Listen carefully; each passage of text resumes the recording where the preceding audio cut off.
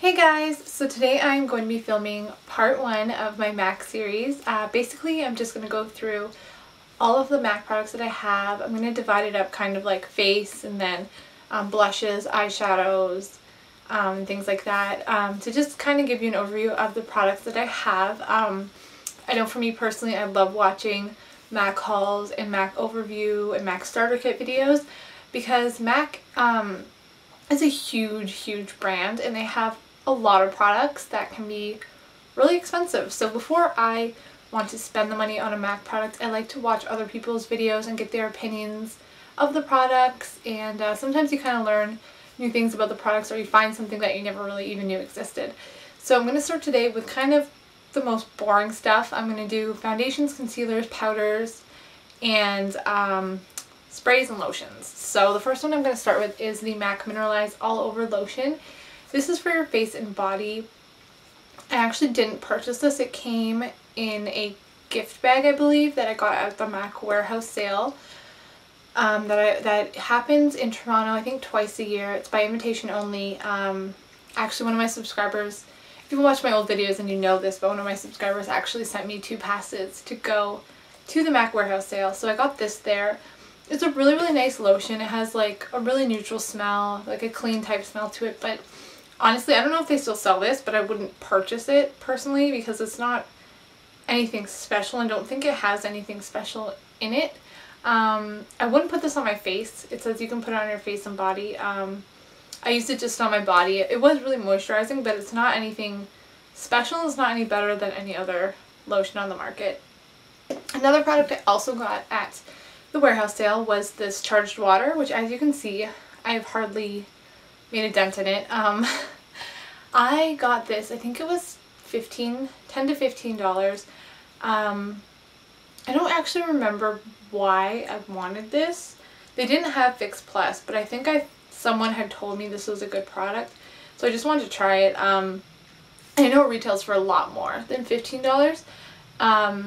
This actually I didn't use for a long time after I got it. I was using it periodically, just to, not to set my makeup, but if I found that if I had over applied my facial powder, I would spray this just to kind of like take away the powder, the powderiness of how my face looked, which it did work very well. You could also use just water in a bottle and it would probably get the same effect. This it says it's a revitalizing energy charged water skin hydrating mist. You're just supposed to spray it on your face basically before your foundation, before or after your moisturizer. I did start using this a couple weeks ago because I looked at it. I look at it every day and I think, why do I have this if I never use it?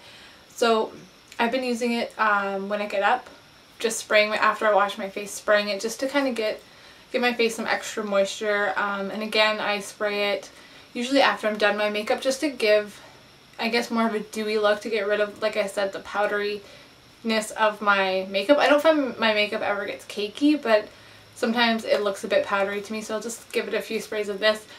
I wouldn't use this as a setting spray because I don't think it has anything in it that would make it a good setting spray. I don't actually know what's in it. It doesn't say the ingredients, and I looked online and I couldn't find the ingredients as to what was in this either. So honestly, I would not recommend buying this. There's nothing wrong with it, but I wouldn't spend the money on a product like this because I think it's kind of just more of a novelty. It's definitely not a necessity in your life. For a setting spray, I do use the Scandinavia setting spray, which is really great. That sets and holds my makeup. So if you're looking for like a setting spray, I would recommend that, or maybe Fix Plus, but not charged water.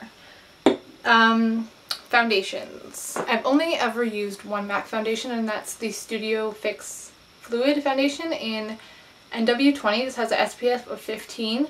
I really like this foundation. I don't use it anymore because when I was matched, my hair was like a ginger color, so my face looked a lot more yellow.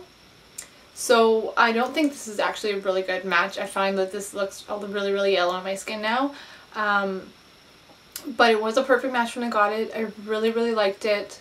I found the coverage, it was not too heavy, and it made my skin look really flawless. I found it was really good. I didn't get any breakouts or anything from it. But again, the only reason I haven't used it is because with my hair dark, it really doesn't match my skin anymore. But I would repurchase it in the correct color. But actually, like, I haven't been wearing foundation for a while, so that's why I haven't repurchased it. I think this ranges between, I want to say $30 to $35. So I mean, I guess it's a higher end foundation, but I mean it's comparable on price point with a lot of other foundations out there. Concealers, I've tried 2 MAC concealers. The first one I've tried is the Select Cover Up concealer. This one's an NW20. I got this for $7 at the MAC warehouse sale. I'm not entirely sure how much it retails for, but it just looks like this, and you just kind of squeeze it out. This one was really, really nice. I liked how it looked on my skin. It blended out really nicely. The only thing was that it didn't last very long. I'd find throughout the day I'd kind of have to go back and touch it up, so I'd always have to keep it in my purse, which isn't a big deal, but yeah, I didn't find like it to be a very long wearing concealer, which is something you want because for the most part you're usually covering up like a blemish, so you don't really want halfway through the day your blemish kind of, you know, all up out there for everyone to see. But I did like I said, the application of it. I like the packaging. It was a really, really good concealer. I would recommend this if you don't have like anything really serious or concealing. It goes on really nicely. The next concealer I've tried is the Prolongwear. I got this about 5 months ago. You can see I've used a lot of it. This one is in NC20, so you can see a completely different color from my foundation and concealer. With my hair color changed, they matched me to an NC20. It is good to get your concealer a little lighter than your skin tone. I got this in the winter when I was really, really pale. This one I really, really, really like. In terms of coverage, it has really high coverage. This lasts all day, which is something I've never seen in a concealer. But you put it on and I don't ever need to reapply it. It's worked really well with my skin. I haven't had any reactions or breakouts from it. The only downside is the pump, which is really, really dirty. But when you pump it, you can't control how much product comes out. So each pump you get so much product, and that's why there's so much gone from it. It's not because I use a lot. Honestly, with this concealer, what's great about it is you need like the littlest dot to cover your blemish. So you really don't need a lot of product at all. And I find when I pump it out, you get a huge amount when you pump it out and you can't control that. So I end up throwing away most of what I pump out, which kind of sucks. So if they had this in more of like this kind of packaging, it would last a lot longer. I really, really, really, really like this, and I would recommend this to everyone for a concealer. I think it's amazing. I think this was, I want to say this was around $35. I know it was a little bit pricey, but it is a really, really good concealer. And the last product I'm going to talk about is the MAC Mineralized Skin Finish, or MSF, as most of you know. This is one of the products that you hear a lot about on YouTube. I think most people have these or have tried these. I really like them, and I've heard mostly good reviews about them. This is what they look like. They're just a powder. This one here is in medium, and then I have this one here in medium plus. This one I've had for about a year, so you can see I'm hitting pan in it. It's pretty used up. This one I've had for I think about 5 months. This one I was using in the winter time actually, and this one I've been using now. But I have been using this one to set my under eye concealer because it is a bit lighter. These I absolutely love. I find they go on really, really nice. They don't ever look cakey. They don't sit on your skin. I find they really blend into your skin, and I think that's why I like them so much, because a lot of powders tend to sit on your skin and then your face looks really, really powdery, which I really don't like. And these do have coverage to them as well. I find the color payoff is really good for these, but they're not too much, you know? So I find they're like the perfect powder. They give just enough color to your face, but they don't come off looking really cakey or powdery. These, I think I will use this powder, and I don't see a reason why it would change face powders because I absolutely love this.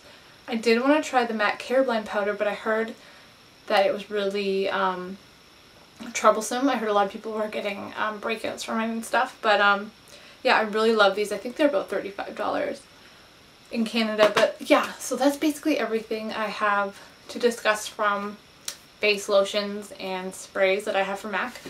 This is probably, like I said, the most boring video.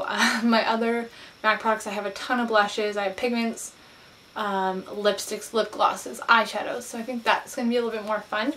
But I'd love to hear below if you use MAC foundations or powders or concealers, which ones you like, because there is such a wide range of products by MAC, and like I said before, it's not really something you kind of want to experiment with because it's really pricey. So I'd love to hear from you if there's a product you think maybe is better than the ones I showed that you want to recommend to me. I would love to hear that, so leave me a comment below.